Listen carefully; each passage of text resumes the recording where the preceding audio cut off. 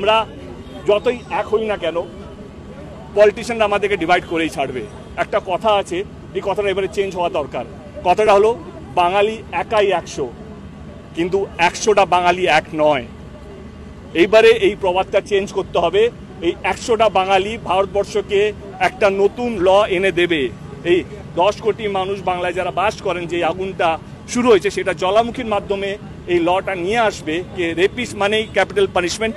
100 বছর ধরে যদি এক্সিকিউট হয়ে যায়, এই লটা যদি চলে আসে, 100 বছর ধরে ভারতবর্ষের প্রত্যেকটা মানুষ বাঙালিকে সম্মান করবে। যেই বাঙালি ভারতবর্ষকে স্বাধীনতা নিয়ে এসে দিয়েছিল, আজকে সেই বাঙালি ভারতবর্ষের প্রত্যেকটা মেয়েকে সুরক্ষা দিতে চলেছে এই আন্দোলনের মাধ্যমে।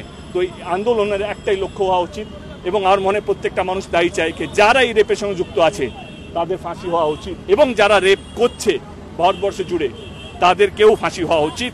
এবং এইটার মধ্যে কোনো দলের বিমত থাকা উচিত নয়।